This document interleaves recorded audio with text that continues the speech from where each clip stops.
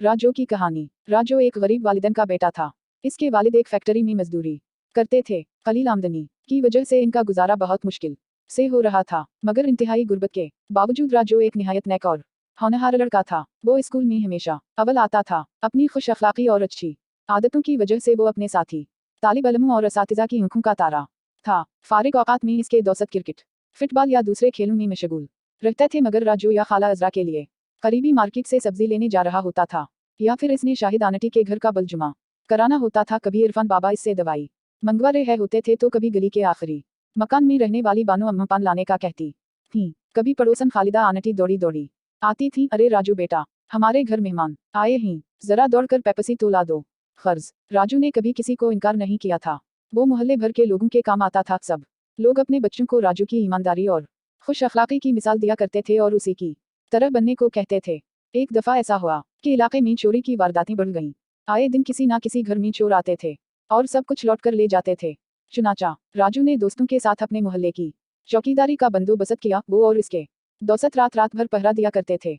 यहाँ तक कि कुछ दिन बाद चोर पकड़े गए और खतरा भी मिल गया। एक दफा डेंगू वायरस ने हर तरफ तबाही मचा दी। ऐसे में राजू ने अपने मोहल्ले की सफाई का बेड़ा उठाया और मोहल्ले के दूसरे लड़कों को साथ मिलाकर सफाई शुरू की।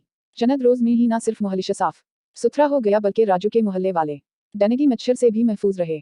एक दफा दफ्तर से आते हुए अहमद अंकल का एक्सीडेंट हो गया। इसे खून की अशद जरूरत थी। ऐसे में राजू पेश था। इसने बर वक्त खून का बंदोबस्त किया और अहमद अंकल की जान बच गई। राजू की इन्हीं आदतों की वजह से मोहल्ले के सब लोग इसे बहुत दिन उसी तरह गुजर रहे थे कि राजू ने 12वीं जमात का इम्तिहान अच्छे नंबरों से पास कर लिया। बेहतरीन नंबरों की वजह से इसे मेडिकल कॉलेज में दाखिला मिल रहा था, मगर इसके लिए एक बड़ी रकम दरकार थी।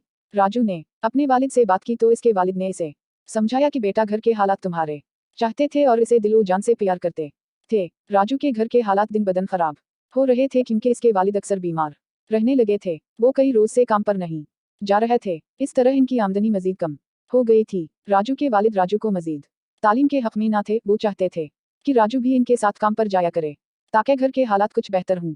मगर राजू की पढ़ाई के शौक और हर साल अव्वल आने की वजह से इन्होंने जैसे तैसे इसकी पढ़ाई जारी रखी हुई थी। सामने ही इन हालात में मेडिकल कॉलेज का खर्चा बर्दाश्त करना नामुमकिन है।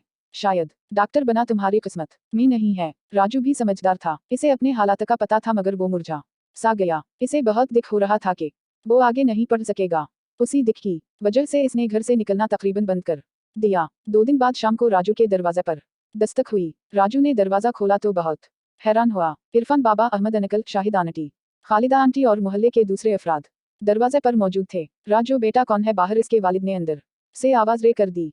भी हम ही, ये कहते हुए सब लोग अंदर आ गए। राजू और इस के अम्मी अब्बू हैरत ज़दा थे कि इरफान बाबा ने कहना शुरू किया, राजू बेटा, जैसे तुम अपने माँ बाप की औलाद हो, वैसे ही तुम हमारे भी बेटे हो।